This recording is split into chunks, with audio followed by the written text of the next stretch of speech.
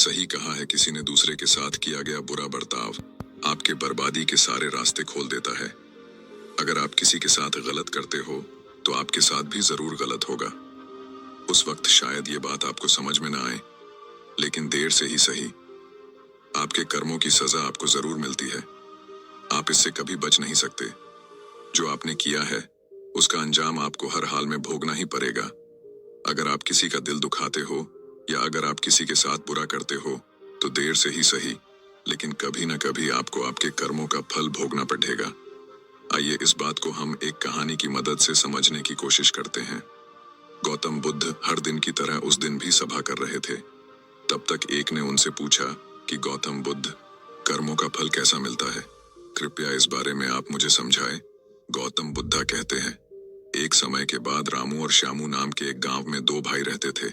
श्यामू अक्सर रामू को देखकर जलता था, क्योंकि रामू स्वभाव से बहुत अच्छा था, लेकिन श्यामू का स्वभाव ऐसा नहीं था। उसके दिल में दूसरों के लिए कोई दया नहीं था। वो हमेशा दूसरों का अनादर करता और उन्हें नुकसान पहुंचाता रहता था।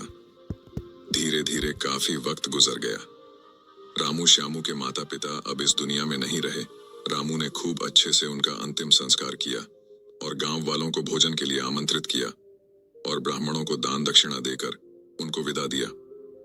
वो हर साल माँ बाप की बरसी के लिए हर साल पंडितों को दान देता और भोजन कराता, लेकिन श्याम को यह बात पसंद नहीं। वह उसे अभी भी देखकर जलता। अगले साल रामू ने राजा को बुलाया और राजा के सामने पूरे गांव को खाना खिलाया और दान दिया ताकि उसे माँ बाप स्वर्ग में खुश रह सके। ये सब देखकर राजा श्याम से बोलते हैं, श्यामू, तुम्हारा भाई तुम्हारे माँ बाप के लिए इतना कुछ करता है, तुम ये सब क्यों नहीं करते? क्या तुम्हें समझ नहीं है कि तुम भी अपने माँ बाप के लिए कुछ ऐसा ही करो? श्याम में कुछ नहीं बोला और वहां से चला जाता है। वो इस बात को लेकर गुस्सा होता है कि आज रामू की वजह से उसकी राजा ने बेइज्जती कर दी। वो अपने अपमान का बदला लेने के बारे में सोचता है और अगले दिन एक ढोंग करना शुरू करता है। नगर के सामने जोर जोर से चीखने लगता है, मेरे माँ बाप मेरे सपने में आए थे, वो स्वर्ग में खुश नहीं है। वो चाहते हैं कि कोई उन्हें वहां जाके खाना बना के खिलाए, वो तभी खुश रहेंगे।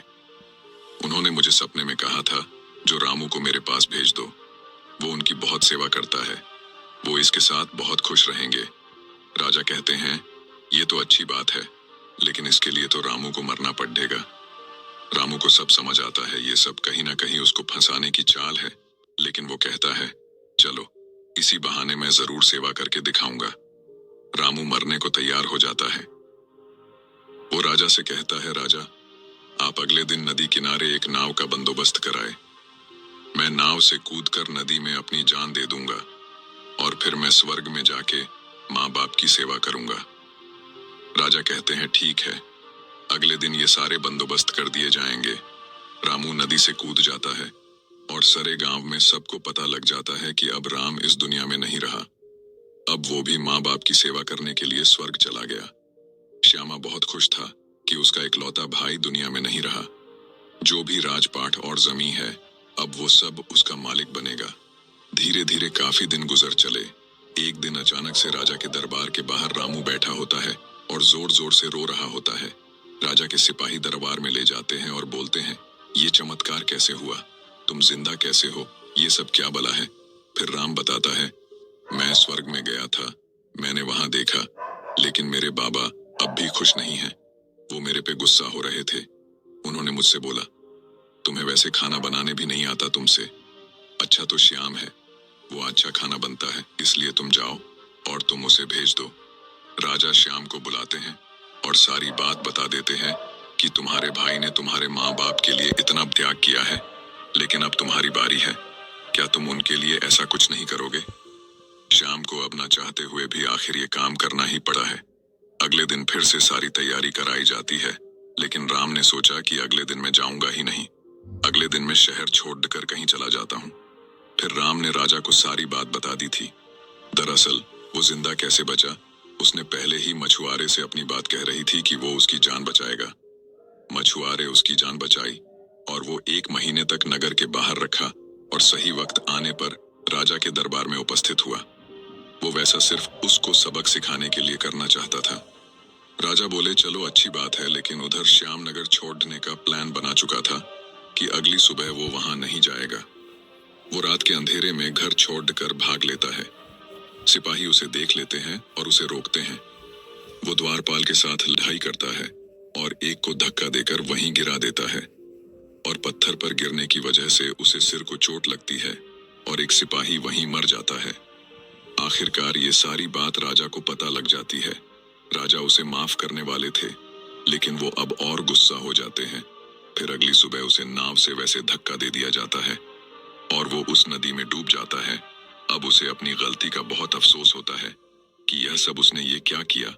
जिंदगी की आखिरी मौके पर भी वह दूसरों का बुरा ही करना चाहा, और आखिर में उसे भी अपने जान से हाथ धोने पड़े। तब गौतम बुद्ध समझाते हैं, कर्मों का फल ऐसा ही होता है। बुरे इंसान को आखिरी वक्त तक सही और गलत की पहचान नहीं होता। जिंदगी ऐसी ही नहीं चलती, जिंदगी समझने की चीज है। उसने महात्मा से पूछा, कर्म कैसे बनते हैं? फिर महात्मा ने बोला, अच्छे कर्म के बनने से पहले हमें इस पर ध्यान देने की जरूरत है कि आखिर अच्छे कर्मों बनने का सबसे पहला पड़ाव क्या है। मनुष्य के द्वारा किए जाने वाले सभी कर्म उसके विचारों से निर्मित होते हैं। हमारी सकारात्मक या नकारात्मक सोच विचारों को जन्म देती है और वही विचार कर्म बनते हैं। इस तरह सोच सकारात्मक होने पर ही अच्छे कर्मों का निर्धारण हो सकता है। उसने फिर महात्मा से पूछा, पाप का फल कब मिलता है? फिर महात्मा ने बोला, पाप का फल किए गए कर्म पर निर्भर करता है। यदि आपके द्वारा किए गए कार्य बुरे हैं और वो अच्छे कर्मों की तुलना में अधिक है, तो इसका फल आपको अगले जन्म में भोगना पड़ेगा। यदि बुरे कर्म कम है तो इसका भुगतान आपको इसी जन्म में करना होगा। इस प्रकार यह चक्र चलता रहता है। जब तुम जिंदगी को समझते हो तब तुम खुद को समझ पाते हो। तुम तभी देखोगे कि इस दुनिया में जितने भी जीव जंतु, पेड़ पौधे हैं, सब तुमसे जुड़े हैं। उनकी रक्षा करना, उनके बारे में अच्छा सोचना और उनका भला करना भी तुम्हारी जिम्मेदारी है।